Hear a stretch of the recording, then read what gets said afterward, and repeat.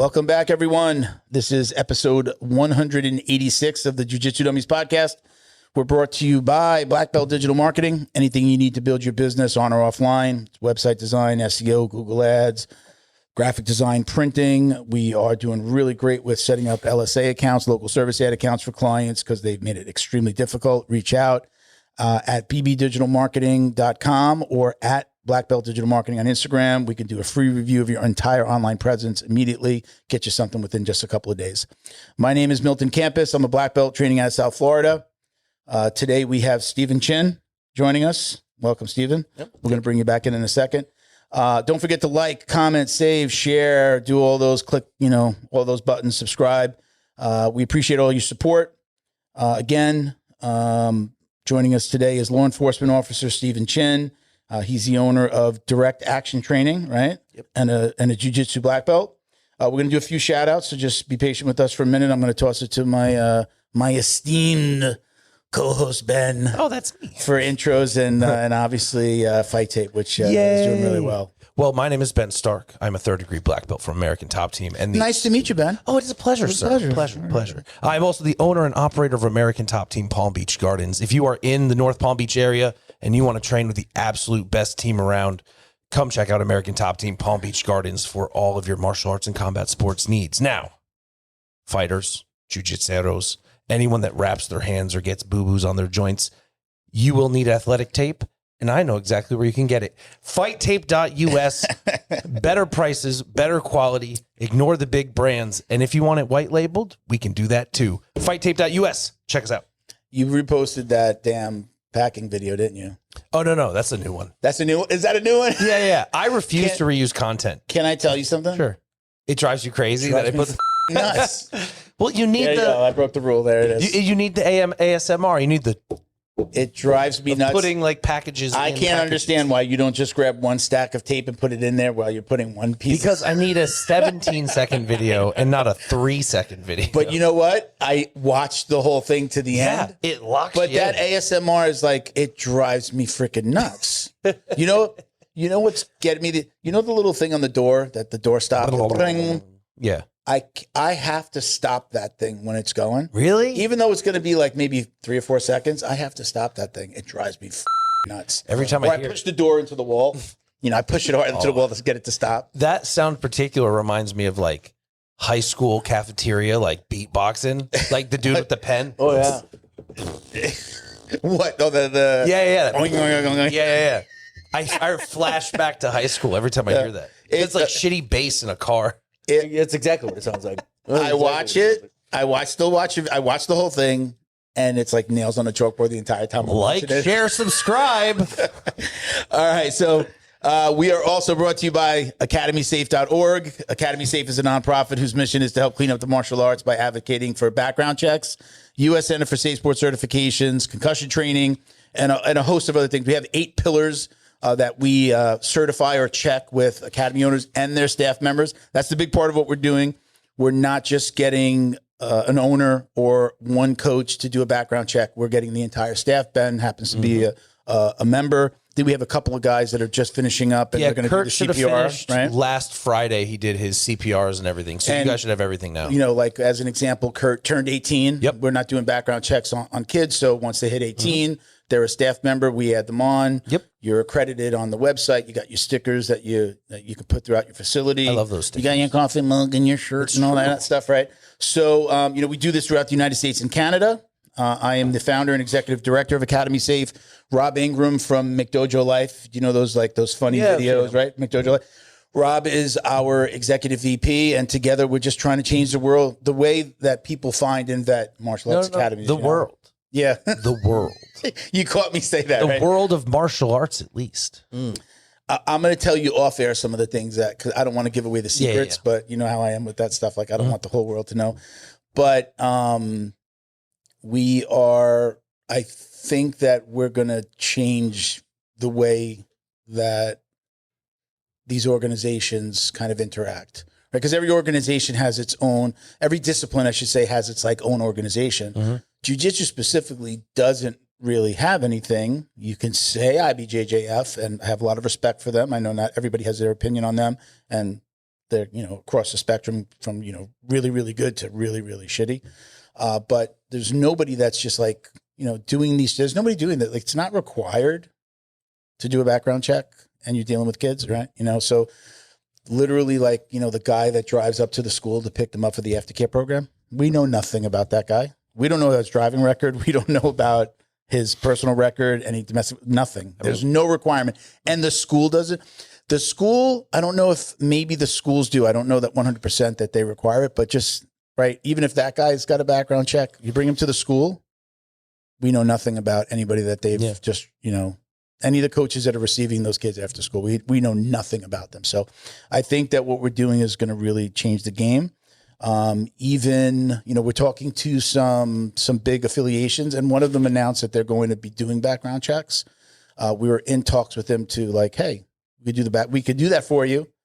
We were already in talks with them, but because they were talking to us, and then what happened with Atos, they're like, now they announced that they're doing background checks on all their staff members. So hopefully they will at least work with us in some capacity, and then get those people listed on. Yeah. Let's get those academies and people listed on the website. So check us out at academysafe.org.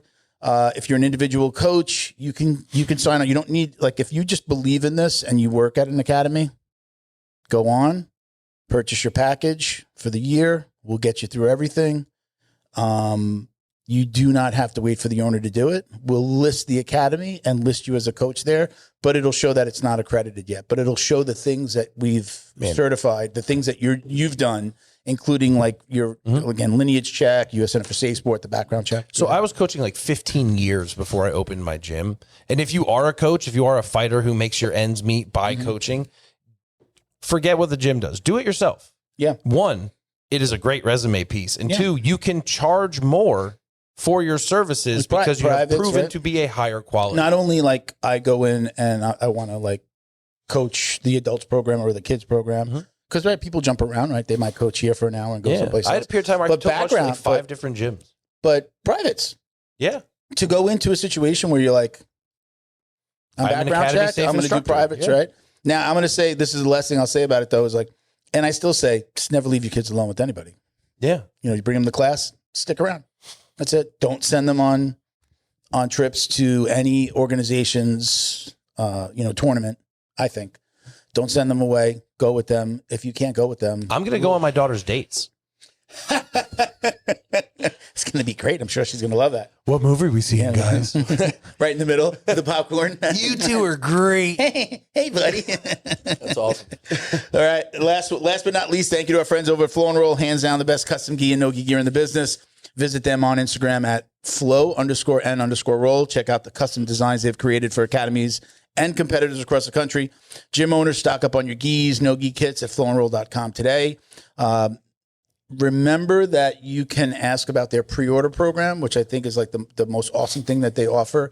So like you're starting in your gym, right?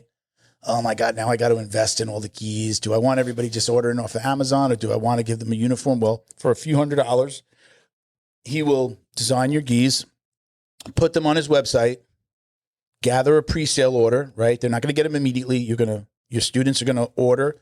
And when there's enough, then they'll place an order. You get the profit, or you take that profit and you put it towards inventory, right? You only paid a couple $100. The orders that came in from the public pay for the rest. Yeah. Right. So I think that's a really cool program. So aside from that, if you order anything, if you just want to order your belts, your gis, t-shirts, what have you, no-gi kits, flowandroll.com, get 20% off with code JJD. All right. All right. That's it. You're good. We just paid the bills. All right. Steven, once again, welcome. You are we could say you're the department you work for. That's not a problem, right? Yeah, not a problem. Yeah. So you BSO, Broward Sheriff's Office. Yep. Right. And then you also own Direct Action Training. Direct Action Training, where you are training. I like looking at the website. You're training other law enforcement officers, but you'll train like an individual as well, like somebody who just wants like to learn how to protect themselves. Right? We're not talking about just traditional jiu-jitsu. You've got weapons training. I saw you. Not like, right? Knife fighting. Guy. Yeah, most people know me as a knife guy. So, really? Yeah. Big Well, we'll talk about it. So somebody can come in off the street, or you can go and train a group of law enforcement officers, right? You're kind of doing it all, right? Yeah, very diverse. So like I'm a marketing nightmare for most agencies, marketing agencies, because I just do so many things, right? Yeah. But I've been in the game for like 2.5 decades. You name a discipline, I did it at one of its highest levels. So I've built quite a resume at this point, done a lot of different things. Jiu-jitsu for how many years, right? I mean, I started at 15. I'm 38 now. Sure. So, Okay. I mean, it's been a long road, Wow. and along that, I did boxing and Brazilian Jiu Jitsu, Muay Thai, wrestling, Pikiti Tusha Kali. So all the Filipino martial arts. Yeah. So I've been in that space and just training for a very long time. I was a professional fighter for the first half of my life. So I was doing it 2-3 times a day, 6 days a week. So that was a big chunk of my life. When I got out of that, I got heavy into the weapons game because I realized that was my missing link, right? Like as far as the diversity of, hand-to-hand, ground, stand-up, I kind of had that figured out. But I was like, well, weapons are a game changer. So every time I trained, I made sure I was the worst in the room at whatever it is I was doing, right? So when I was boxing with like world champions. You know what I mean? I was in there with... you mean like you were the worst? You were correct. I made sure I was the worst in the room. He wants to be the small fish. Yeah, in the okay. pond. 100%. That's why I changed schools so many damn times. Yeah, we were right? talking about that 'Cause before we started recording. Yeah. I was like just terrified of like not growing anymore. That was Yeah. like my biggest fear. Like I was so performance driven. I still am to this point in my life. So I didn't care about like the rank, the politics, any of that stuff. I hated it. I just cared about performance. Yeah. And I just wanted to be better. And anybody who had anything to offer, I was like, yeah, let's do it. But that did get me hated in the community for a very long time. But I'm so glad I did it because I wouldn't be who I am today. I wouldn't have the skill sets that I have today if I didn't do that. Like people always ask me today, like, what's your greatest skill set? Because I'm very diverse with all these disciplines. But I'm like, it's exactly that. It's the diversity, the fact that take me anywhere in a fight, I'm comfortable there. Yeah. We've got a couple of new white belts, tough, like young, strong white belts. And I kind of just like had this epiphany. I was doing it without really realizing I was doing it. I didn't go into it going, today I'm going to do this thing. But I've been putting myself they're both really strong. So I'm just putting myself into bad positions to see how they're going to react to it so that I get a different look from the guy that really knows how to do jiu-jitsu. And like, I kind of know what's going to come out. Yeah, right. I had somebody land on my foot the other night, but somebody got rolled and another roll landed on my foot. But anyway, like yesterday I was just like, oh, well, yeah, keep on. Yeah, I'm like, again, subconsciously I was purposely putting myself into bad positions because it's like, I know what I'm going to do. Let me see what this spazzy white belt's going to do. And it's not, I know everybody like hates spazzy white belts and you want to be careful, but I've been doing that. I feel like it kind of ties into what you're saying, like being the worst guy in the room. Okay, look, I'm going to put myself in a really bad position so that I have to fight out of this, as opposed to, again, like two guys that know what, everybody knows I'm going to throw the lockdown on them, so everybody knows, you start to know everybody's game, but go ahead. Yeah, so I was big on that. That was always like one of my worst fears, and like just growing up being in the game for a long time, that whole Lion's Den theory that we talked about with Ken Shamrock, where he would only train with his students and it left him believing he was better than he was.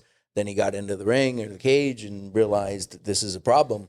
But you could build that false sense of confidence by never changing rooms. And I saw that happen to him. And I was like, well, I never want that to be me. So I was changing rooms constantly. And it was the best thing I could have done. I mean, it had its pros and cons, but I wouldn't change it for anything. What you just described too is what a lot of guys I went through this, being at training 12 years, 8 years at the same school, like leg locks.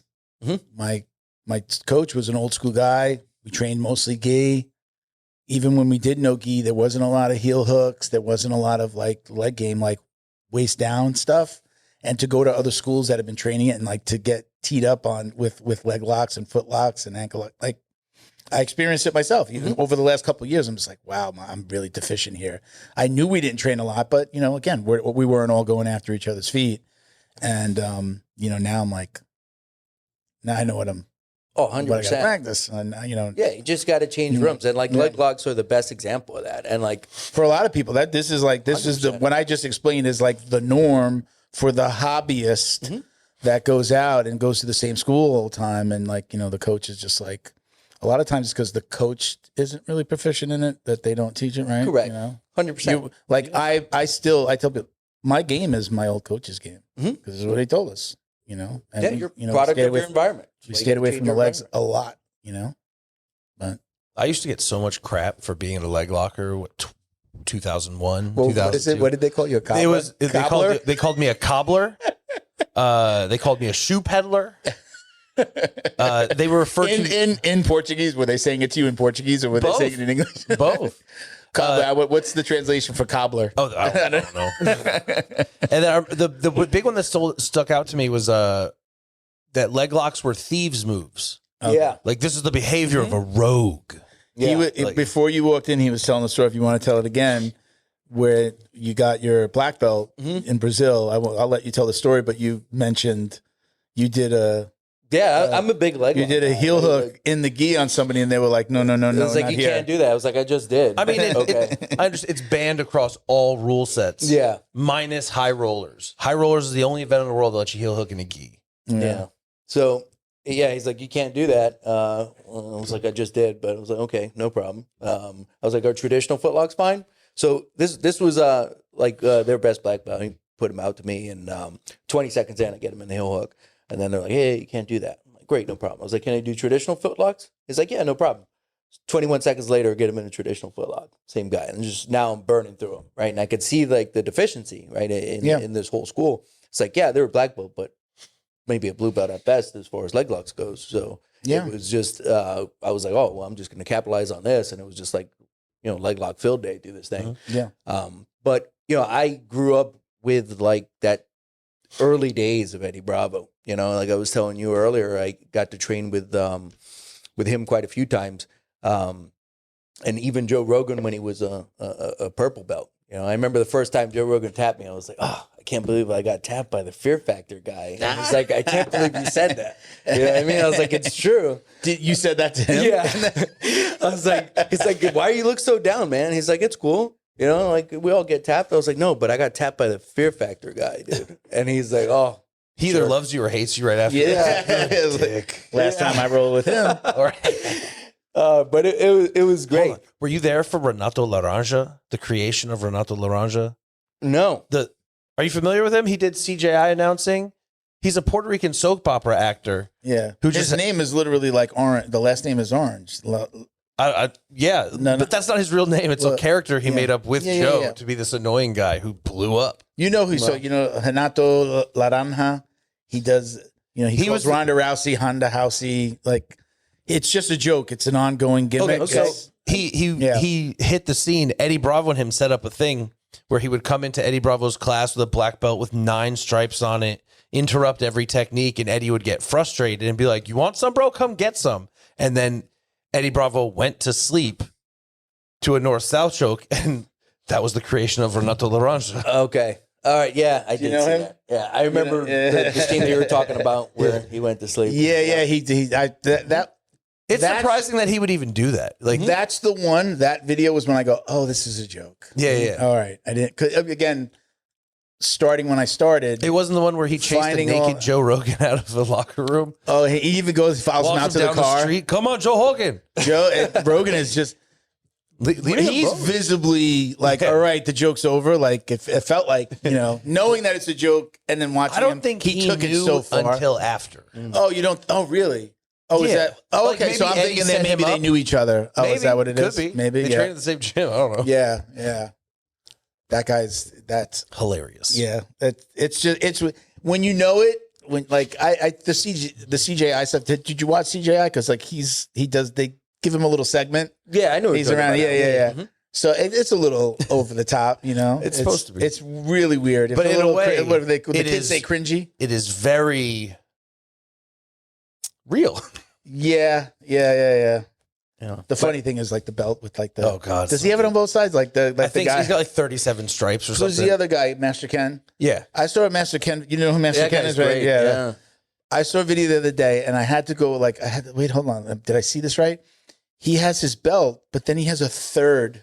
No. He has a third. He has his belt, and he has stripes along both sides, and then he just has another belt folded under it with more stripes over it. Oh, it just looks like it's a third. Yeah. What do you call it? Like this, just the belt, right? It looks like a third.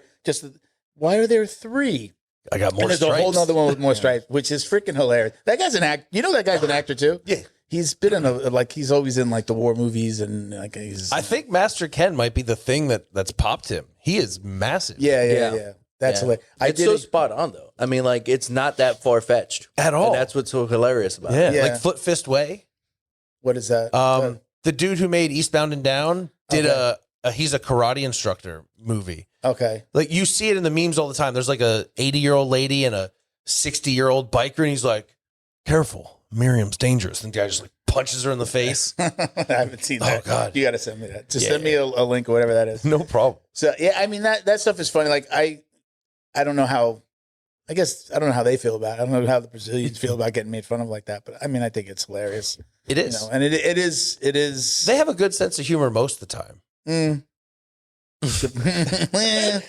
Really? I don't know. What do you think? You've been around for a while. I don't know about that. It depends. Yeah. It depends on on the who day, you get. who's saying I mean, it. it depends for everybody. Yeah. You can tease me way more than someone I don't know can. You know. I mean, I think sometimes birds of a feather. Well, no, let me not say birds of a feather. Just like sometimes, they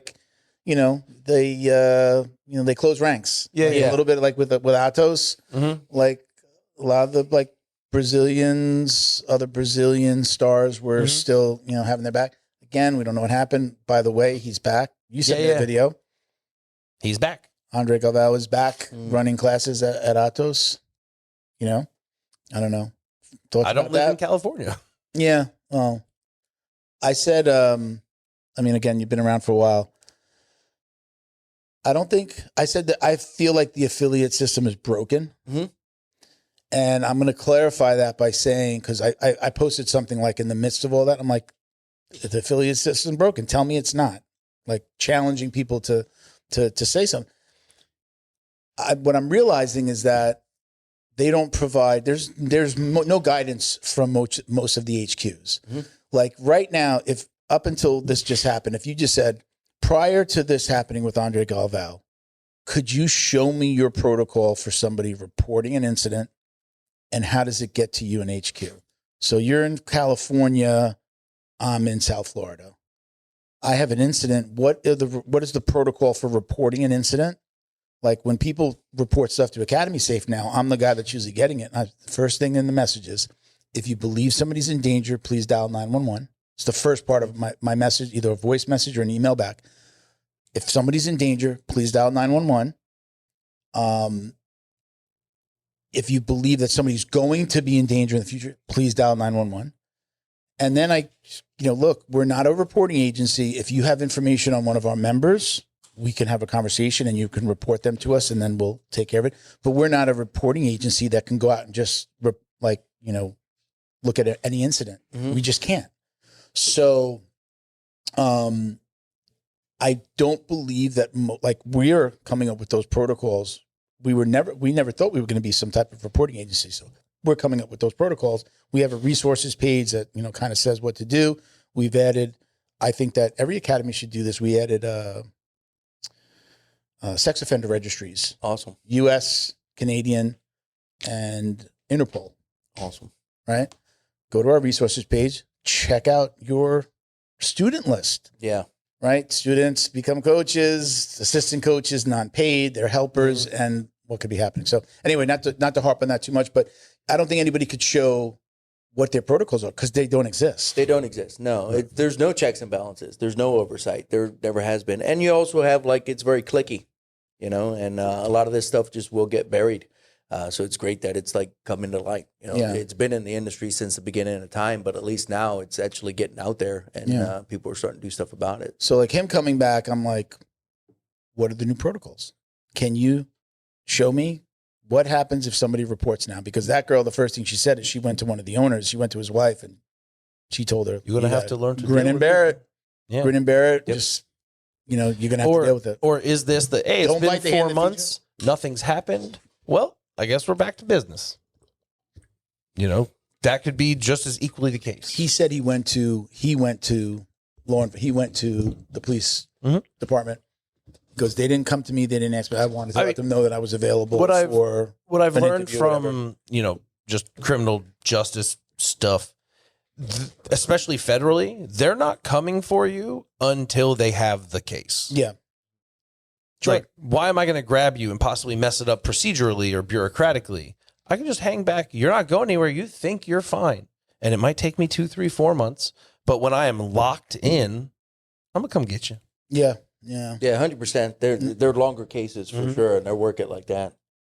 So tell us. Let's talk a little bit about what you do with BSO, and we'll tie that back into what you do as a business. Right. This is your business. You have any partners? No, it's what you do. My in business training. Yeah, it's my business. So it just made sense to fly my own flag and kind of do my own thing. And like you said, the company's open to military, law enforcement, and then, other private security professionals. But I do open it up to the civilian side of the house as well.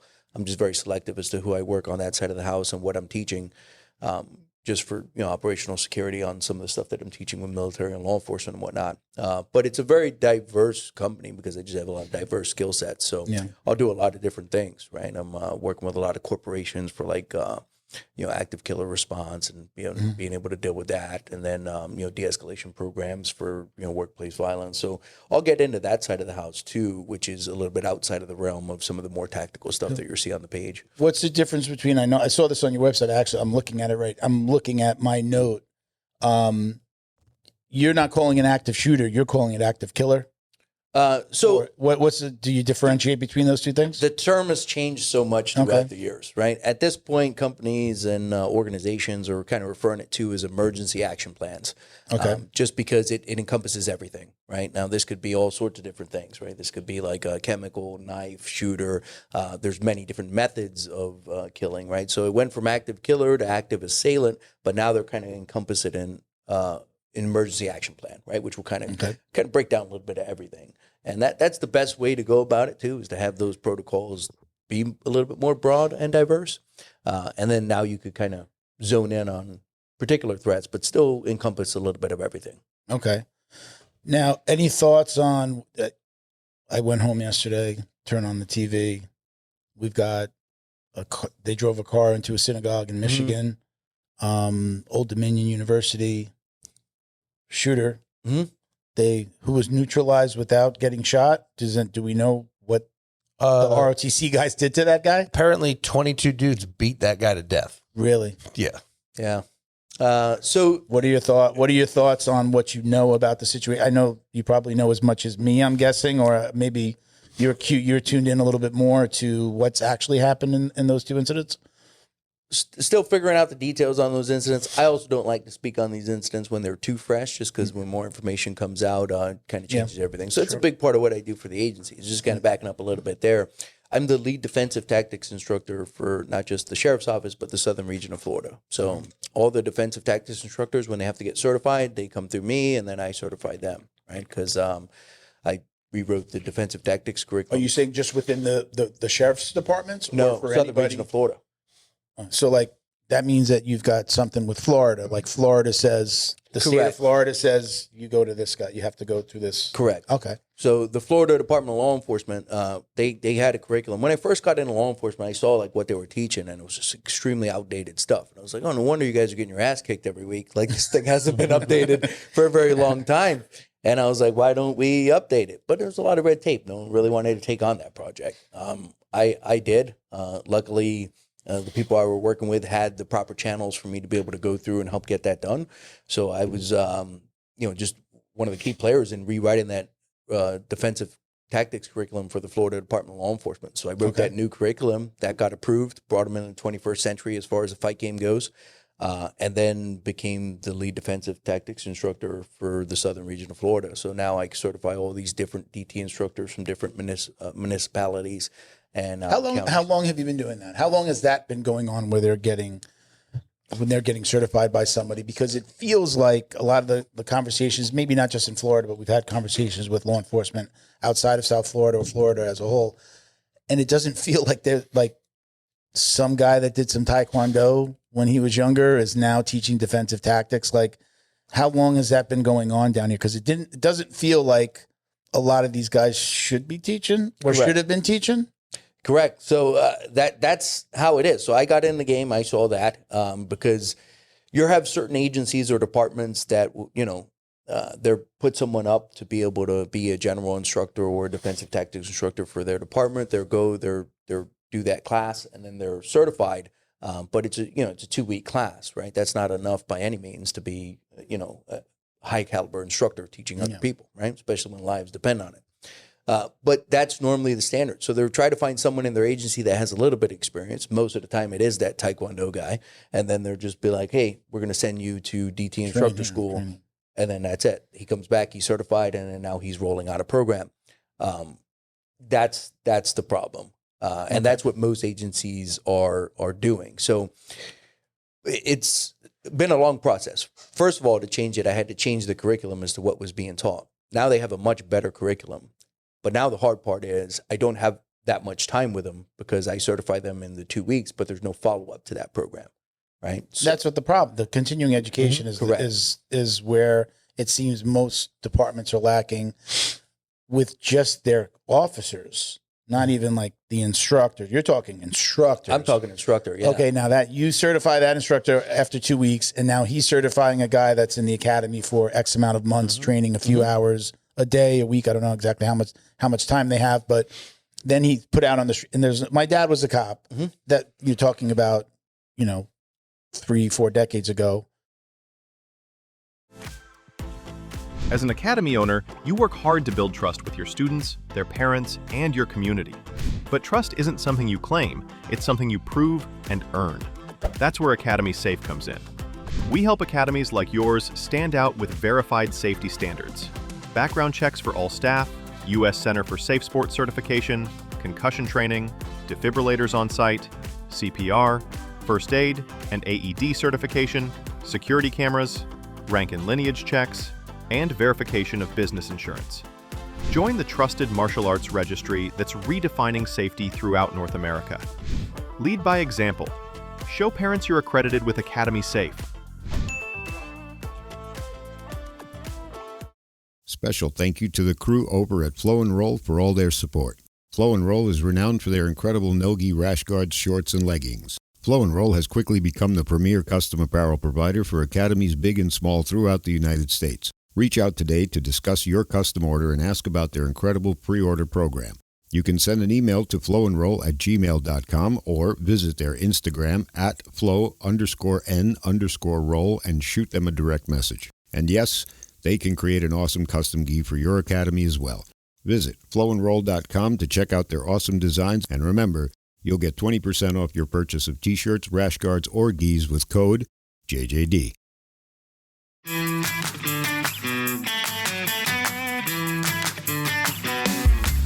Is your business getting lost online? Black Belt Digital Marketing is a full-service digital marketing agency that helps you get found, get leads, and grow. We specialize in local and website SEO, so your business stands out when customers search. Our website SEO makes sure your site loads fast, ranks high, and stays ahead of AI-driven search, so customers find you first. More visibility, more clicks. More customers right when they're ready to buy. Grow your business online with Black Belt Digital Marketing. Visit bbdigitalmarketing.com or call 9542-204932 today. There was no continuing ed at all. Yeah.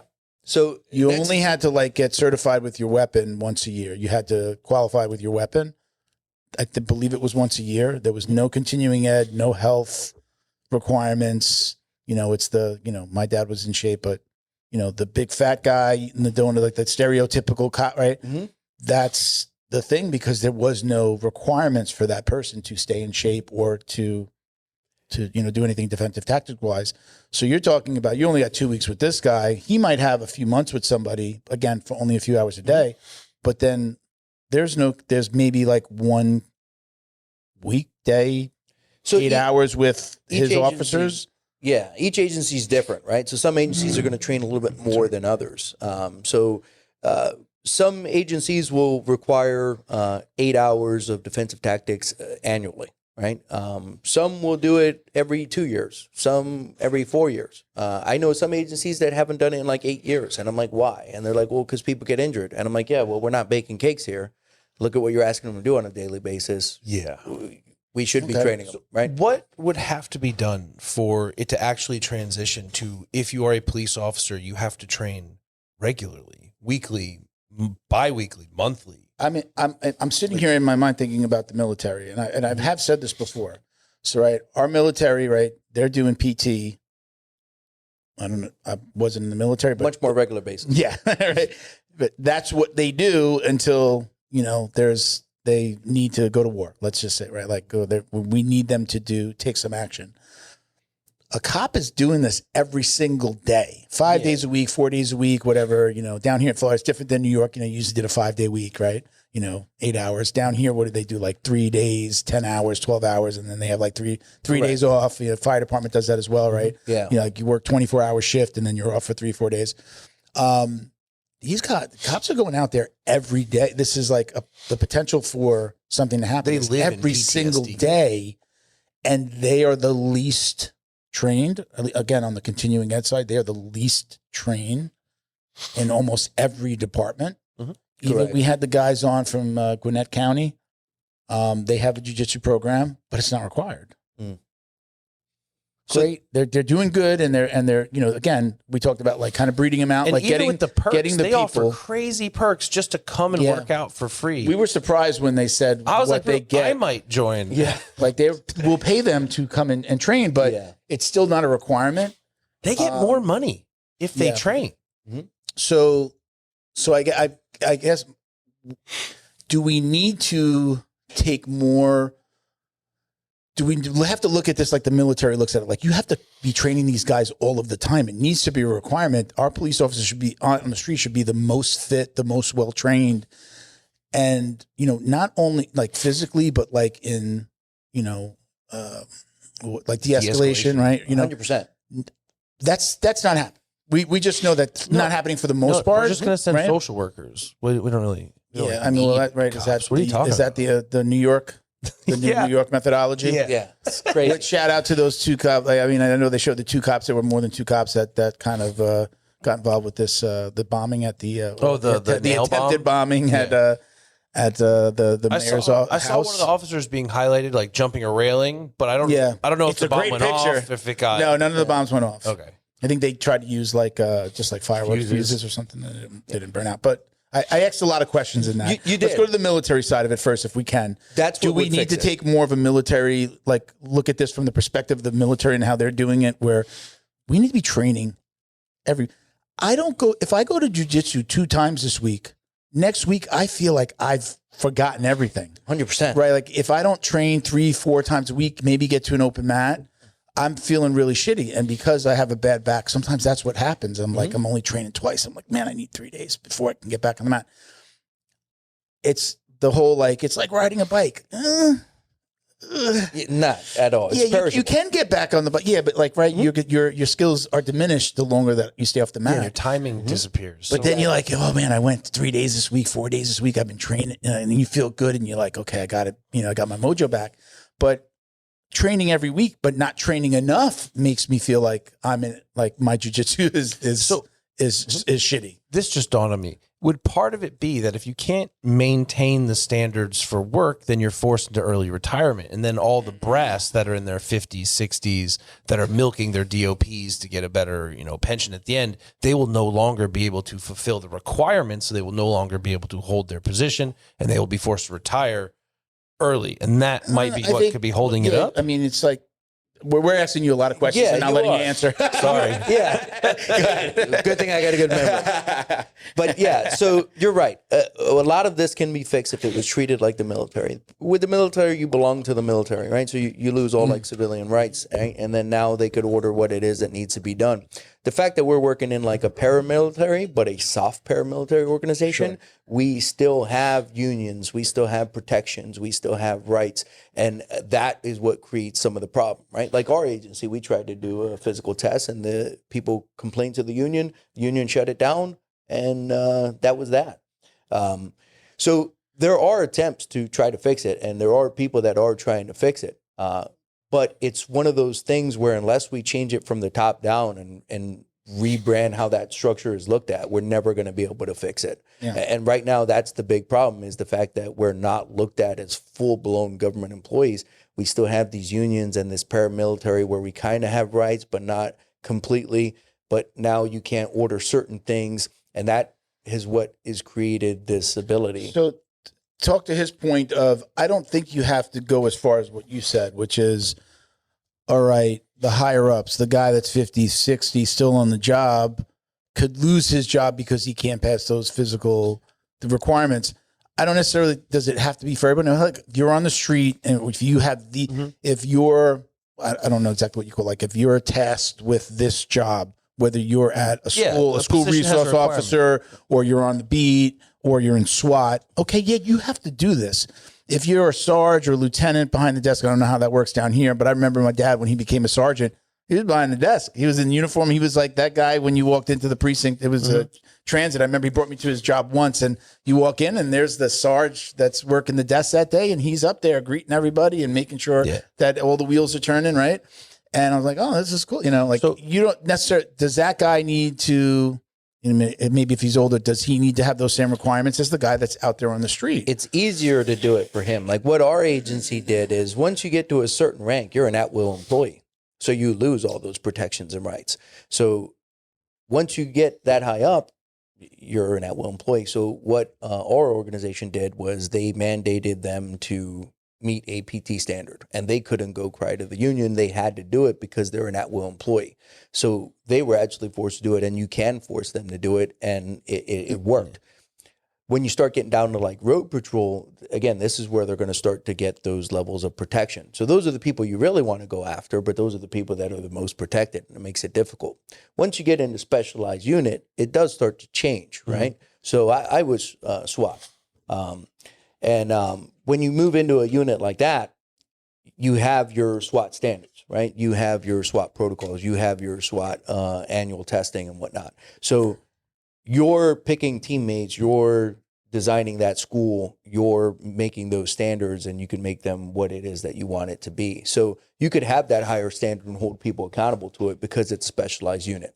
If you're not in a specialized unit and you're just road patrol, the people that need it the most, they're also the most protected. And that's what creates the problem, because they're not getting what they need, but there's no way to really force them to do it. So that's one of the negatives of a union. Yes, they're there to protect the policemen, and then they should be there because we know people take advantage when they can. But that union, in protecting them from being taken advantage of, is also diminishing, I guess, the quality of the product if they're being so protective that they're like, oh, no, you can't make them train for the job. That would be inhumane. Yeah, which is like, crazy, right? Because it's like one big oxymoron, right?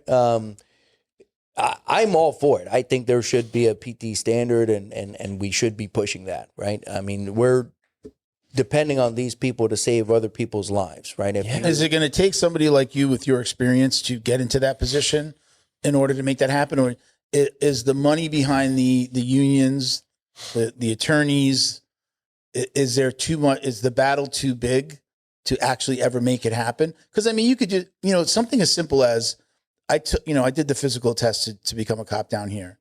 Jumping over the wall, it's been a while. Be at Broward. I did it at Broward. Jump over the wall, run under 5 minutes, whatever it was, like run the mile. I think it was.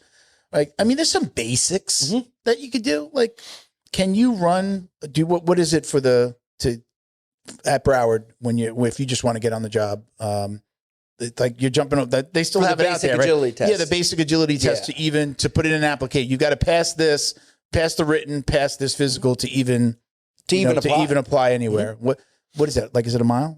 You have to do a mile under X amount of time, right? Yeah, but it's nothing ridiculous. Yeah, right? It's totally doable. But there are definitely the time for the mile. Do you know? I don't work with the academy side of the house too much anymore, so I can't. But is it like, are we thinking like 13 minutes or like? I want to say 7? 12 off the top of my head, right? It may have been adjusted since then, but I think when I went through, it was around 12. I know that there are cops on the job right now that probably couldn't even get to that mile. Correct. Just kinda but that's the That problem. would be like literally would potentially collapse or just have to walk. Every cop would tell you he was in shape when he was in the academy. Yeah. Then he comes out of the academy, he's not in shape anymore because that standard doesn't continue, right? What about like training while you're on the clock, right? You take a lunch, maybe it's a 9-hour day that day, and you have 1 hour of physical training, a class, go to the gym, Shoot. I think They don't think shoot you enough either. I don't think you could let people just do it on their own. Like it needs to be a requirement. Like you come in, okay, you're doing cardio today. You're going to lift some weights. You're going to do this. You're going to grapple. Like you need to check these boxes. I'm saying it and I'm going, this is never going to happen. Yeah, It's should never be. gonna happen. It's what I would love to see. It's what I'm working towards. I mean, my time in law enforcement, I just want to leave it better than I found it. And I've been able to do a lot of things, right? Like rewriting the curriculum was great. Being the lead guy to decide who is an instructor and who's not. Because my defensive tactics instructor class is not like just a shoe-in, right? Some of the ones before me, if you showed up, you did your 2 weeks, you pass. For me, absolutely not. If I don't feel you're going to be a good instructor, you won't pass, right? So I'm holding a tighter standard, and now I'm in a position to be able to do that.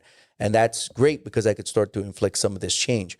Also, with our agency, I've been able to kind of have a big role in at least how it's being done at our agency. But since we are like the big green machine, a lot of other people will start to follow suit. So I still believe that it can be changed. And I'm the one who's like crazy enough to believe that the impossible could now be possible. Just someone has to do it first. Who would have thunk that people would be, cops would be doing jiu-jitsu classes? Like again, in Gwinnett County, right? They get paid to do it. I think we're still far away from every department in the U.S. doing it, but I think we're on the right path. Yeah, like right now I'm rolling an in-service training that is going to encompass all aspects of training that we've ever done, right? So it's not segmented. We're not just doing CPR, just doing defensive tactics, just doing building tactics. This is going to be a crazy 2-day in-service that is going to be scenario-based and encompass every aspect that they've ever been trained on.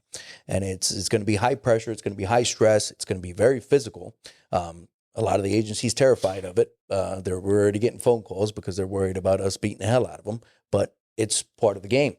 And being able to roll out a in-service training like this and just kind of shake the tree, I think this is kind of where it starts. Because it will expose a lot of things that we can now fix and capitalize on. And it will show people their lack of training and what it's going to do to them and also encourage them to train. Also, I got the back end from command to where if I feel someone's not fit for duty, not fit for standards because they can't complete this training, then they're immediately going to be put on administrative leave. That's huge. Yes. Administrative leave or put behind a desk. Is that the same? That's not the same thing. Leave, stay home.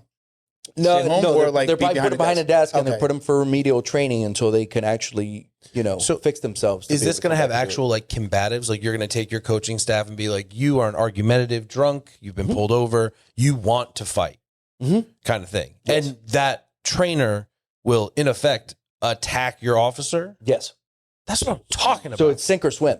And yeah, because someone's going to bust you in your shit one day. it's going to be great. You got to be ready. I'm really excited about it. And I Do you did need one volunteers? like this. I did one like this a while back, and it like we got in trouble for it. Apparently, everyone complained to the union, all these different injuries. It became like a big thing, and that DT was like just like the gauntlet, man. It was still talked about to this day. But can you hit him with a good quit?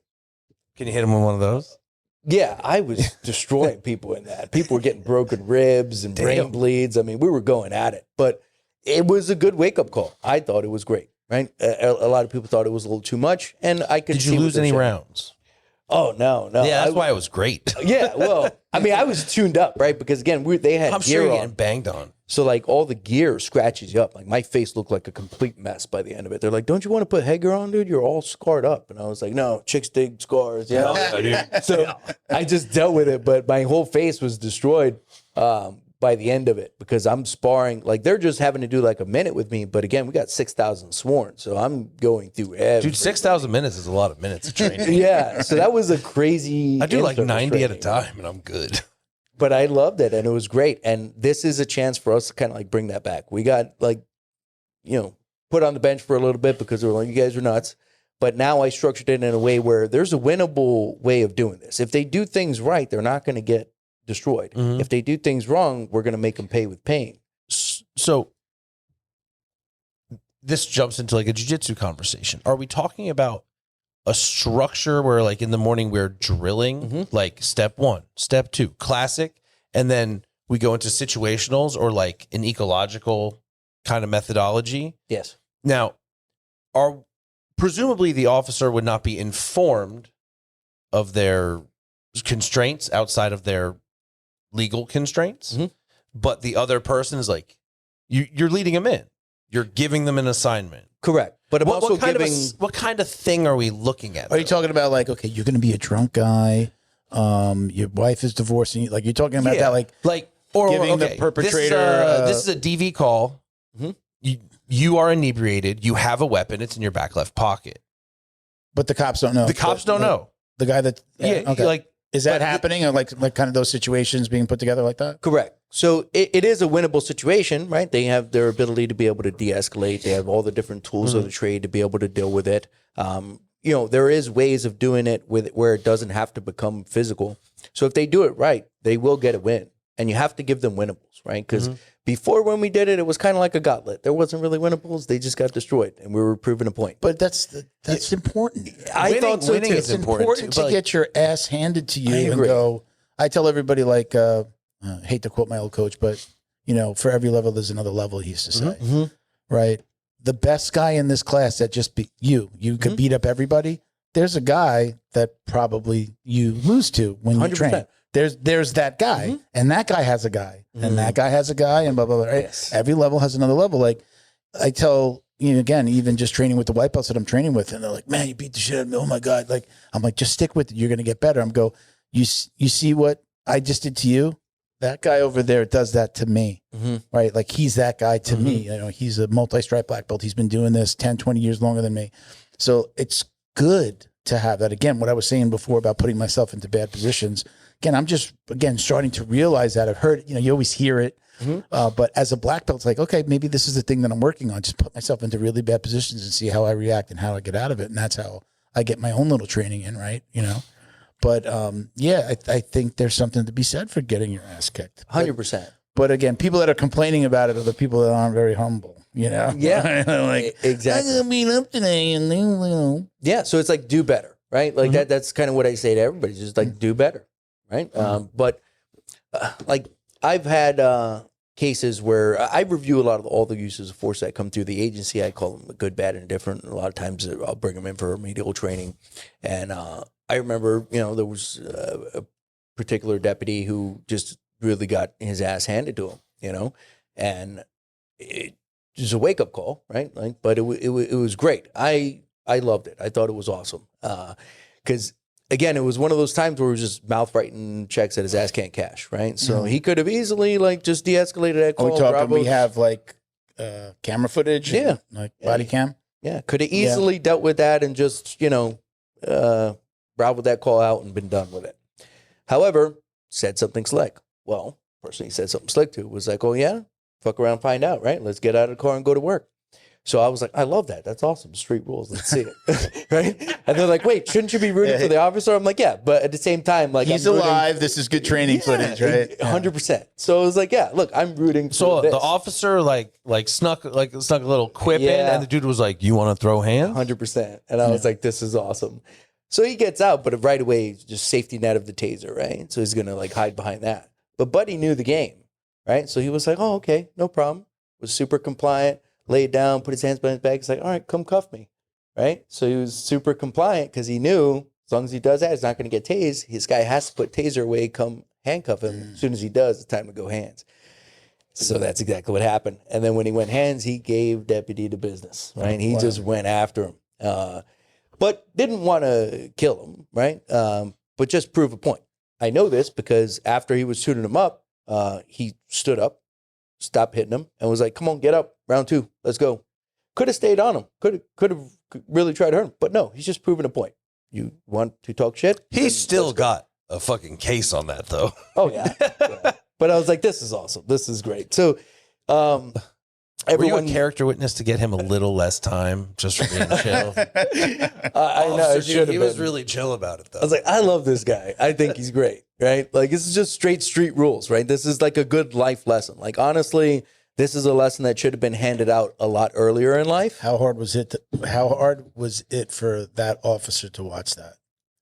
Hard, yeah, because he had to relive it, right? I mean, just seeing it on my own, if I was in a room just watching it by myself, would be shitty. Because again, it sounded like he has a bit of an ego. You're gonna let him pass the guard like this, bro? You'll not have your guard up. yeah. But right then, to actually have somebody like looking at it with you is kind of be embarrassing. Yeah, yeah. But I was like, I gave him the same speech. I was like, look, we've all kind of been there, right? I've not always been on the giving end of this stuff, been on the receiving end. It happens, right? But the thing is, what do you do now? Right? What can you do to get better, right? Like, let's use this as a moment to get better, right?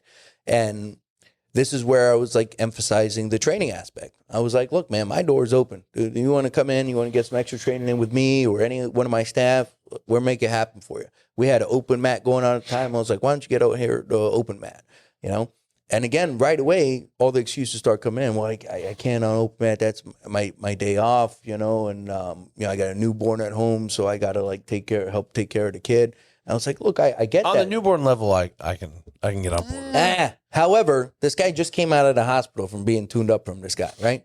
And I was like, bring your kid to training, bro. I was like, your missus, she was at your bedside during this? He's like, yeah. I was like, okay. So she saw you like this, and it terrified her, right? I was like, okay, so if you told her, hey, babe, I have to take a couple hours of the day to go train to make sure this doesn't happen again. Can you just watch Little Charlie for me? Absolutely. You really think she's going to have a problem with it? Or you can stop being a pussy. Right? So that's my argument to him is like, dude, I really don't think she's going to have a problem with it. I think you're making the excuse for her because she was terrified seeing you like that. She doesn't want to see that again. Let's go ahead and do better. And she needs a rest. Yeah. So he kept coming with that, right? But I was like, ultimately, I'm a tough love guy. So I'm like, look, fine, you're going to make your decision. But if this happens again one day and you don't make it out from this, right, just understand the repercussions of that, right? Now someone else is going to be raising your kid. Someone else is going to be sleeping with your wife. This could have been much worse. Yeah. Right? So, like, if that's not motivation, I don't know what is. But you shouldn't want anyone else raising your kid and telling him, hey, go get me a beer while he's slapping your wife on the ass, right? That's what's going to happen if you don't live through this. So you need to train. There's some dude at home going, dude, that would be great. I mean, not me dead, but the rest of it. I got this special chair in the corner. Yes. I do get it. I understand the excuse. I don't agree with the excuse. I understand where, there's only so many hours in a day. And, you got a kid, you got a family, you got, your work life, you got your home life, you've got things that, you got your honey-do list, but that should be priority. 100%. When you choose to be a law enforcement officer, like now you should know that even if the department isn't providing these things or don't require them, that it's something that you should seek out. I would not want to be the fat guy in a lineup. I would not want to be the most out of shape around other officers. I feel targeted right now. Yeah. I sucked my stomach in when I said I don't want to be the fat guy. Right? Do you want to be that guy? You want to be the baddest guy. You want to try to be the baddest guy in the room. You want to try to be the guy that people could depend on. I don't want to be the guy that shows up on a call and they're just like, no, hold on, don't, hold on. We don't need you just yet. Yeah, exactly. Don't be selfish. Like if you don't want to do it for the public, do it for your family, right? Like be selfish. Yeah. At bare bones, you should at least want to do it for that. The I don't want to die at work drive should be quite strong. Let's say, okay, so let's also say we all know the stress release that we get from martial arts and jiu-jitsu. Like I could be having the worst day ever and just go into a class for an hour and a half, especially after the rolls, right? When you're done, I forget all of the problems. Oh, yeah. Everything that I thought was a big deal, it's not a big deal. Some guy was just trying to break my arm or choke me out. So somebody was trying to simulate murder on Friendship. me. Yeah. Right? And everything goes away. It's like I could go in there and go, man, I'm going to have to go back. I got to work a couple of hours tonight. And I go home and I'm just like, chill. I'll do it in the morning. Yeah. And things aren't such a big deal. So, not only are you training yourself to be better the next time this happens, but you're going to be, I think I was a better husband. I was a better boyfriend before I got married. I was a better person. The way that I treat my employees, like all of that is different after just like being in the world of jiu-jitsu and learning like, this isn't that big of this thing that I think is a big deal. It's not such a big deal. Right. It takes that away from me, I think. Right. Big time. It's like what's the Etch-a-Sketch? It's like you erase everything, right? Yeah. Remember, for mental health, for those that don't know the Etch-a-Sketch, right? Like there's so many things that have already been proven with not just jiu-jitsu, though jiu-jitsu does get a lot of credit, but like hard physical activity, period. PTSD, running, just anything, but like it helps with you dealing with stuff. Like jiu-jitsu, the small study was done and it showed jiu-jitsu replaces drugs for addicts. And it works as a new functional, addiction, kind of a new right? addiction, Basically, but it's like a health addiction. Like people that drink that start smoking, like you replace it with a different addiction. That maybe heroin addicts get on Red Bull. You're just just how it goes. But I know from myself, never having dealt with like law enforcement kind of PTSD, but just growing up in the '90s, shit gets pretty crazy. And Florida's a wild place. Let's just be very frank. Oh yeah. But they've even showed that strenuous physical activity, I guess if you can put it like, turns the volume down on the voices. Yeah. It like it's that drive home the shadow. where you drive all the way home and you don't even realize it. You didn't even turn on the radio. Yeah. Like because you're just in like these good thoughts. Maybe you're thinking about the training, or you're just going, and it's 100%. The volume. There are kind of equivalent videos where a guy is like noise, and then he cuddles with his girlfriend, and then it all goes away. Yeah. Like that feeling. That's kind of Boobies does that for me too. Yeah, boobies do that for ear most on of us. boobies. But we know that jiu-jitsu is that volume control for a lot of us. I know for me, I feel way different. Combative, right? And that's what I tell people, like just get into a combative art, right? Like jiu-jitsu's an avenue. Wrestling is a great avenue. Boxing, Muay Thai. These are all great avenues. Anything that's combative, right? And competitive. Both those things are just going to help you very well, right? You got to have that fear and that danger of like, I could get hurt doing this. Like this is that serious. And when that's on the table and you push through that, the more times you do push through that, the better human being you become, right? Yeah. And the more stress you could handle, and the easier life becomes. So oftentimes when I'm watching police videos, like the body cams and stuff, it seems that I'd say 40% of the time, the police officer is the one that's kind of like pushing the buttons as opposed to de-escalating. They're escalating. Are those just the ones that we're seeing because those are the ones it could be. Well, I mean, they're the ones that go viral. It's never something I'm following. There's it's just definitely what pops way up. more good interactions that are happening on a daily 100%. basis than bad. In those instances, it surprises me because this is someone who has to deal with this regularly. It's not like it's the first stop they've done. They're like, let's see what it's all about. Like, is it a legitimate, like, false confidence of having a weapon? So you're seeing a few things there, right? Part of it is like their mouth writing checks or ass can't cash, right? There's a little bit of fear going on. So it's like fake it till you make it. And they're presenting themselves as something they're not to hope that that's going to de-escalate the situation. But a lot of times, that could backfire. Most of the time they get away with it. That's why they start doing it, right? Sometimes it's just them being jaded and disgruntled because this just stresses of the job, right? Like that stuff wears on you. As soon as your shift starts, you're like, I'm tired of this You just shit. explained like life though, right? We're talking about the loud, like just in general life, right? Go into a bar or a coffee shop or anything, and that loud guy in the corner, we all know that loud guy is probably the guy that doesn't know how to take care of himself, right? I know that I was that loud guy before I started training jiu-jitsu. I can see that. I thought I could fight. I had fights. I won a bunch. And then I got on the mat and I'm like, that skinny guy can beat the shit out of me. I did Muay Thai at my first school. I did jiu-jitsu. Like once you realize that, just because he may not look in shape or he's just really long and skinny and no, that's the guy that you got to watch out for. And then you kind of like, again, it humbles you. Jiu-jitsu humbled me. Absolutely. And now I'm like, if there's shit going on over there, unless it's somebody that I know or that, okay, a woman's going to get hurt. Okay, I might get involved. But if there are people arguing over there, I'm over here, man. I'm going this way. I don't want to get involved with that because it was going to happen.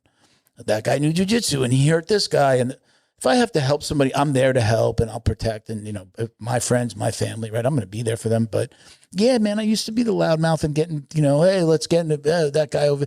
We had one of the tenants in my building was walking his dog, and a guy came down the middle of the two buildings. It's a very small lane between the buildings, going really fast. It's supposed to be like 15 miles an hour. He comes speeding down, parks the car, gets out, and the guy walking the dog is a tenant. Very nice guy, out of shape, and tells the guy, "Hey, why don't you slow down?" They get into a verbal altercation. Mm. The guy driving the car pulled a knife on him and started chasing him. This is the funny part. His son trains jiu-jitsu at my school, right across, little boy. He called me now I come down to walk my dog. All the cops are there. The incident had just happened. He sees me and he calls me on the phone from where he is talking to the cops, and they just got him waiting around, and he's telling me the story. And he's like, yeah, man, my jiu-jitsu skills almost came out. Mm. So what jiu-jitsu skills? You bring your son to jiu-jitsu and watch. Mm. You have no jiu-jitsu skills. Yeah. At the end of that phone call, I said, listen, I hope that I see you on the mat for the adults class. I hope you stick around after you. I told him that. He thought he had jiu-jitsu skills. Actually, reminds me, the first time I got on the mat, my coach was like, hey, what do you know? What do you do? And I'm like, well, I wrestled a little in high school. And I'm like, I'm a huge UFC fan. And he just smiled and then just tied me into a pretzel for like a half hour. And I was just, I loved it. I was in love. I was the guy, like, love it or hate it. I loved it immediately. But this guy thought, like, no, next time, shut your mouth. You don't know how to take care of yourself. I wound up seeing him and having a conversation with him. And I walk my dog at night down in Coral Springs by the city hall. I have my weapon with me every night. I had no jiu-jitsu. I feel like I can't stop a bullet. Correct. This guy gets, we get into an altercation. I could get stabbed. Yeah, it's a different game. Carrying I'm 12 years training jiu-jitsu. You have 0 years training jiu-jitsu, and I carry my weapon. I told him, I said, I don't know why you're out here without a weapon.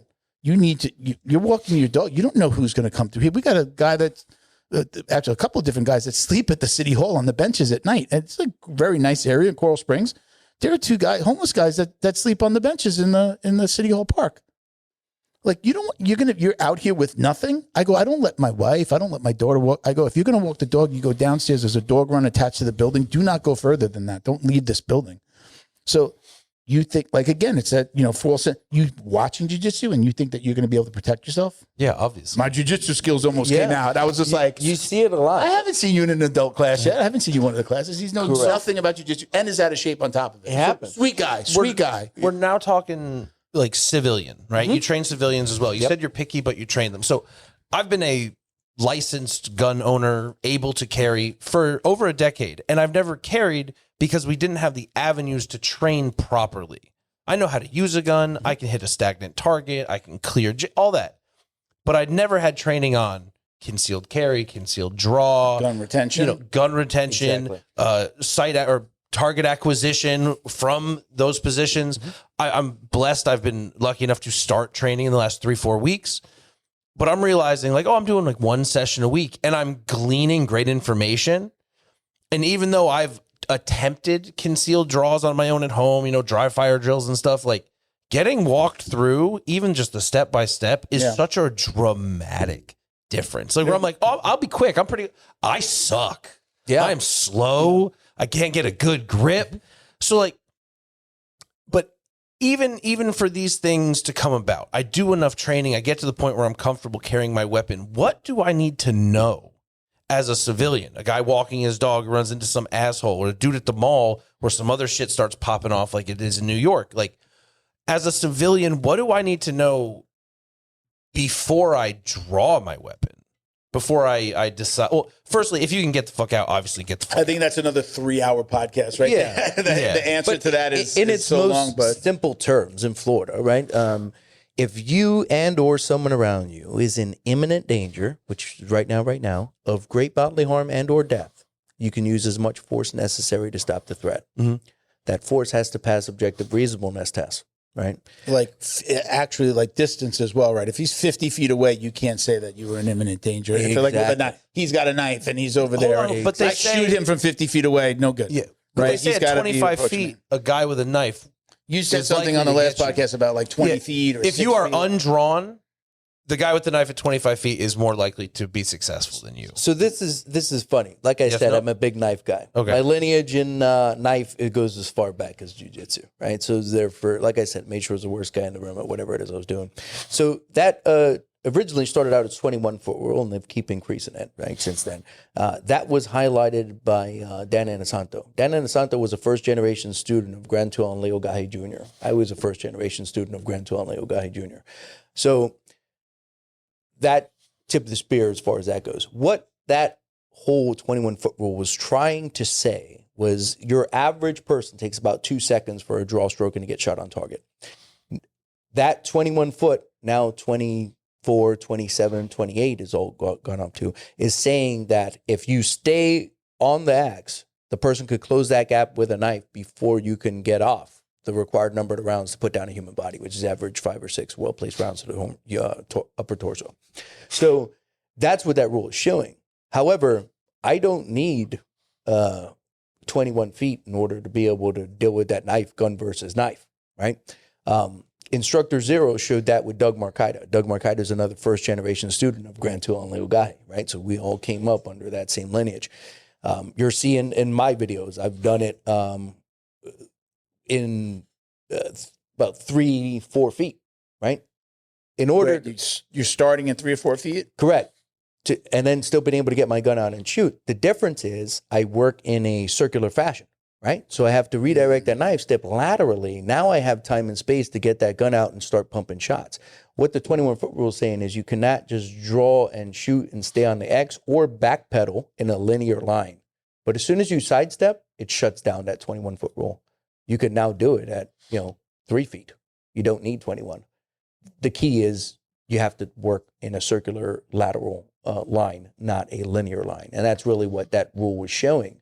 But it got lost in translation over the years. And then now people just think you need that amount of space or that amount of All right, I think he's at distance. 21 feet. I can shoot now. We don't want that, right? That's the misconception of the rule. Like, oh well, he's too far. I can't shoot, or don't draw. Okay, he's past a certain distance. I need to draw. Well, that rule was just showing that you can't draw and shoot and stop the person in time with the knife. Oh, I see what you mean. That was just like you're not going to be able to do this. Correct. That's And what that people was have trying to translated highlight. into like, oh, once he hits 21 feet, then I can shoot him. Yeah, exactly. Right. So, or That's good.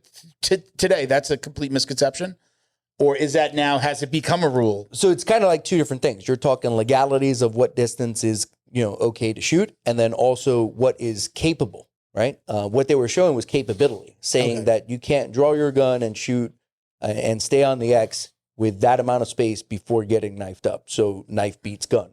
Well, if I understand knife and knife tapping principles and Filipino martial arts and whatnot, I could do it in 3 feet, not 21, and still make my gun work because I understand capabilities of knife and I understand how to work this appropriately. So that's like that missing part of that rule. The other part that you're talking about is like legalities. Okay. If someone is that far away, is that threat imminent? Am I in life or death, great bodily harm and or deadly force right now at that distance? That has to be able to pass the objective reasonableness test. Okay. I get it. You understand that? You got that? Yeah.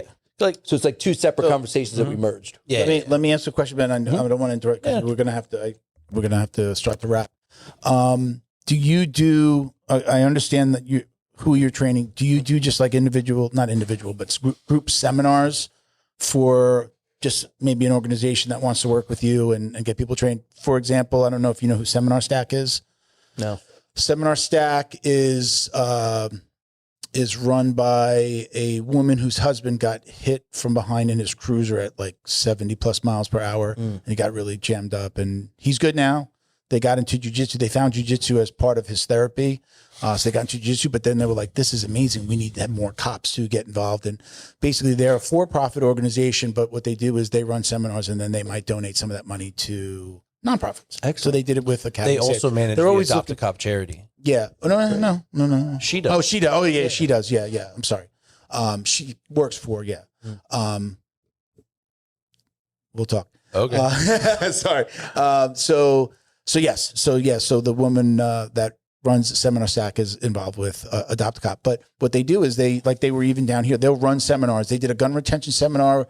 I think his name is Mike Bland. Do you know who Mike Bland is? No. Okay. So he did a gun retention seminar down at the Homestead. What's it? Homestead training shooting center? range. Yeah. Yeah, training center where they did the Patriot games a couple of weeks ago, like maybe about a month ago. So I went down there, hung out with them. But what they do is they bring in people to do seminars, and it's not just they found it because of jiu-jitsu, but now they'll do like again gun retention, grappling. Have different cops come in. Jason Repsch out in the owner, one of the owners of Henzo Gracie Austin, comes out. I just again ran into him in Austin. So they do these different seminars. Do you do those kind of seminars? Like if they had a group of like, hey, we've got the officers, we need you to come out and teach a seminar. Is that something that you would do? Yeah, 100%. I want to put you. I'm asking because I'll put you together. I'll put you guys together. I'll let them know. It happens. It's not the first time. I put them together with some other people. I'm like, I've interviewed somebody, and I'm like, I think you really want to talk to this guy. Add some value, especially with the knife stuff. I mean, I think that's a very misunderstood weapon and misunderstood in the community. There's not a lot of people that know how to do it well. There's a lot of bad information out there, and that's something that I would love to clean up. That's one of my bigger projects right now. I'm actually designing a knife. Should be launched in the next 3 months. Oh yeah, it's something I've been working on for years. It's been my life's work. But once that gets out there, I'm really going to start kind of going after that knife community, just because I don't like a lot of stuff that I'm seeing out there with it right now. How long have you been on BSO? How many years? 9 years now. 9 years. Yeah. Okay. 9 Were years. you any other law enforcement department before that? No. I Okay. came into law enforcement late, and I grew up. How old are you? 38. Yeah. So I came in super late. I started out with the whole fight career. Then from there, I worked with a private military contracting company in teaching capacity, and then I worked operationally. I was kind of to and from South America. Then from there, I opened up my company, Direct Action Training, and started kind of teaching law enforcement, military, things like that. Most of the guys I was training were law enforcement. They're like, dude, your resume is stacked. Why don't you come over here and do this? I was like, sure, I'll give it a try. Got picked up by the sheriff's office pretty late in the game, and then quickly rose through the ranks there and kind of started my law enforcement career. But I always tell people I've lived like 3 separate lives, right? Between like the fight life and then like the military contracting life, and then now law enforcement. There's on BSO specifically. Do they have like no age requirement? Because I know somebody that's like got on recently. I trained with him at my last school. I forget his name, but acquaintances. It's like he looked like he was like in his 30s, and he's like, "No, I'm 50." I'm like, "You just got on?" He's like, "Yeah." I'm like, "Isn't there an age requirement? Is there no?" There age is, but I requirement? think it's in the 60s. Very high. So, yeah. Right. So you're. Can I go right to a desk job? No. You got to go through all the hoops. Everybody has to go through the hoops. It's just the way that it is. But I was able to accelerate pretty quickly because of my background training and experience. So I was able to get, the chance to go out to SWAT school very, very soon, get on the SWAT team very soon. They scooped me up in training relatively quickly. And then just been able to kind of, move into that like subject matter expert role for the agency. But, I still had to go through all the hoops, but it was definitely more accelerated for me than most. But they saw the potential in me, and I thought I was going to hit a lot more red tape, but I actually didn't. They've been really good to me. So we're going to have to wrap. Go ahead and tell everybody where they can find you. .com, Instagram. Yeah, so Instagram's easy, just at Direct Action Training. You could go ahead and find me there. For the website, it's directactiontrainingusa.com. That will also US or USA? USA. There's a USA now? There's a .USA? No, .com. So directactiontrainingusa.com. Oh, I thought you did. You say I messed him .USA? up. I have a .us site, and it messes with him every time. I can see that. Yeah. I heard .us. Yeah, you stopped right there. .USA. I was like, wait a minute, what? Yeah, so no, directactiontrainingusa.com. Okay, my bad. So we'll keep that traditional. But yeah, that's a way to get back to, all the social media you can get on there as well.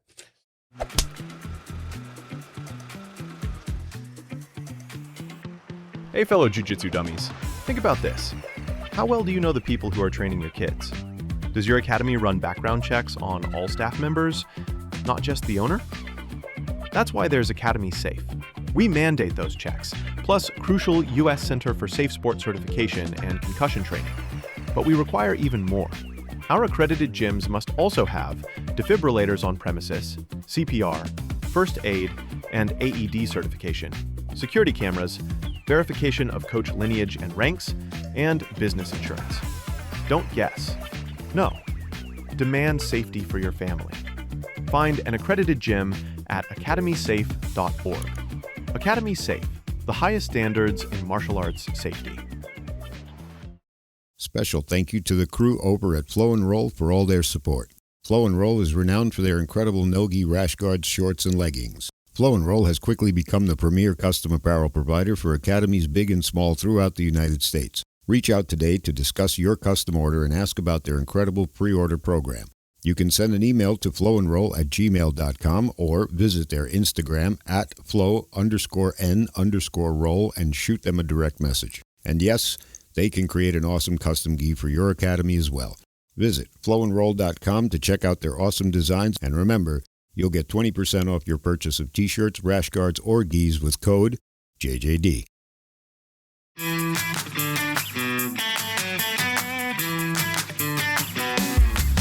Is your business getting lost online? Black Belt Digital Marketing is a full-service digital marketing agency that helps you get found, get leads, and grow. We specialize in local and website SEO, so your business stands out when customers search. Our website SEO makes sure your site loads fast, ranks high, and stays ahead of AI-driven search, so customers find you first. More visibility, more clicks. More customers write when they're ready to buy. Grow your business online with Black Belt Digital Marketing. Visit bbdigitalmarketing.com or call 9542-204932 today. All right. And look, we were a little short because we were a little rain delay. Yes. No worries. If you ever want to come back, please, like you said, you're designing a knife. Like, you got anything going on? Please come back. If I forget, don't let me forget. I will put you in a I usually let the podcast come out so that they can see it and be like, hey, I'm going to introduce you to this guy. Watch the episode. They're definitely open. And then I'll put you guys together like in a text and let you take it from there. There could be seminar opportunities. They're in PA, but they came down for the Patriot games and they did some stuff down here. So they're expanding and they're looking to do a lot of other stuff. I'll tell you a little bit more. Are you going up to Pennsylvania? No, I'm not going up to Pennsylvania in April, but because of there's an April event that I can't go to because I'm going away with the wife. And then, there is the Abu Dhabi. I was supposed to go to Abu Dhabi, but we don't know what's going to happen there. You were going to go to actual Abu Dhabi. We were going to Abu Dhabi to meet with the WKU during their Worlds, their annual World event. Skip it. They're moving the venue. It's literally going to move to another country. They're in Germany, so they're moving to another country. So I don't know if the dates are also going to change, but that one was also during the August event. And then my daughter's also due around that time. So it's kind of crazy. So, there is a seminar stack event around that time. That one's up in PA as well. So I've gone up there and I've met with them down here. So they're really cool people. They're just trying to give back and do something cool. But I think it would be you get on their list of, potential, seminar instructors, and it's just, a good contact to have. Hey, you want to do this? Now it's literally like seminar stacks. They'll up in PA. They'll do a whole bunch of different seminars over a few days. So it's just like this seminar is going on. Maybe this other seminar is also going on, or they're back to back. So excellent. Gun retention, grappling, how to work with a partner, cuffing with a partner, things like that. So they just have all these different instructors come in. So that's the thing, seminar stack. They stack these seminars over the course of a weekend. They also, I believe they have partnered. They've been tagging them. So I know that they were working on it with Subversive. Okay. There's the grappling organization Subversive. I think they're actually going to be working with Subversive. If you follow at Seminar Stack, they're actually tagging them and they're like, something cool is coming. And I know that they were working on doing something with them where Subversive would run the tournament or put on an event. They have law enforcement guys doing in a tournament. That would be excellent. So I think somehow either Subversive is going to be putting on something or being like do like a kind of tournament, bracketed, fight card essentially, but with law enforcement and first responders. And then you do all first responders. It's not just law enforcement. It's first responders, military, things like that. It's just, health, wellness, jiu-jitsu for these people that could, we all know benefit from it. Yes. So again, great. It's a really good connection. Believe me. I love those guys. So we'll do that. Ben, you want to? Oh, me? Do your outro? Ladies and gentlemen, boys and girls, children of all ages, if you are on social media, and I know you are unless you're too young and hip, because that's what I'm finding out with the kids today. They're not on Instagram. But if you are, check me out, MMA Coach Ben on Instagram. I've been on a bit of a lull posting, but I'm back. You're on a lull? That's your lull? Yeah. I've posted like one a week for the last 3 months. Yeah, that's a lull. You've been keeping me active with the collabs. But check me out there. And of course, get your fight tape at fighttape.us. I got a mug for you. Oh, this is for you. Wow, It's my go-to coffee mug. It's a great mug. I have a t-shirt. I'm going to say, I have a large. Do you wear large or medium? Yeah, large. Yeah. Large. Good. All Look right. at his I got a t-shirt for you. Yeah. Has anyone ever told you how much you look like John Silva? No, I get Jason John Statham Silva, a lot. who's The guy who barks from the Fighting Nerds? I got you an Academy Safe Awesome. t-shirt. It is a large. I love what you're doing with that. Throw by it the way. on high if it's too big. Seriously, though. Appreciate it, man. Let me see. Super close. Yeah, I would. That could be Super you. close. Oh, wow. Okay. Yeah. I see it. Most people don't go, oh wow. They go, yeah, I don't look like that guy. I see it. Well, But listen. I get Jason Statham a lot. Me too. Yeah. Or I get Woody Harrelson. I get Woody Harrelson. You look I like you definitely ate see Jason Woody Statham. Just kidding. Yeah. I'm Jason Statham if he wasn't victim weight. All right, listen, we definitely got to go. I know that somebody else got a podcast starting. Check us out at Jiu-Jitsu Dummies for all the ways to watch, listen, and support. Thank you for watching. Listen, everybody. Peace. Love Jiu-Jitsu.